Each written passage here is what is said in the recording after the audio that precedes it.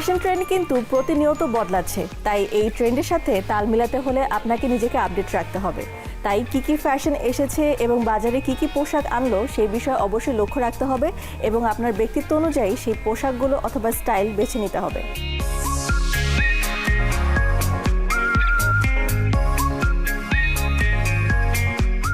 সময়ের সঙ্গে সঙ্গে ফ্যাশনের সংজ্ঞা বদলে গেছে, যা আধুনিক জীবনযাত্রার এক অবিচ্ছেদ্য অংশ হয়ে দাঁড়িয়েছে।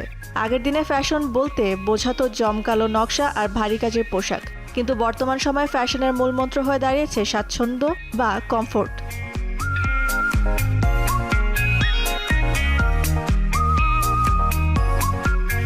মানুষ এখন আর অন্যের পছন্দ বা ট্রেন্ডের পেছনে অন্ধভাবে ছুটছে না, বরং নিজের শারীরিক স্বাচ্ছন্দ্য বা ব্যক্তিত্বের সঙ্গে মানানসই পোশাকই প্রাধান্য দিচ্ছে।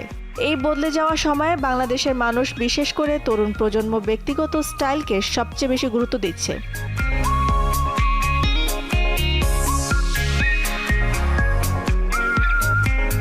হ্যান্ডলুমের কাপড় এবং হাতে বোনা নকশার কদর আগের চেয়ে অনেক বেড়েছে।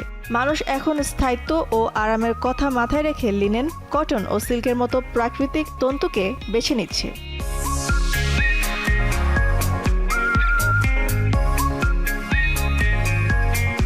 দ্রুত বদলে যাওয়া এই সময় নিজেকে নতুন আঙ্গিকে সাজাতে তরুণরা এখন মিনিমালিজম বা সহজ সাজের দিকে ঝুঁকছে।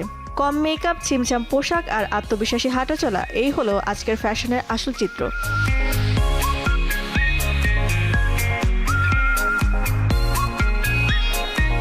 ফ্যাশন এখন আর কেবল প্রদর্শনীর বস্তু নয়, এটি নিজের ব্যক্তিত্বের প্রকাশ।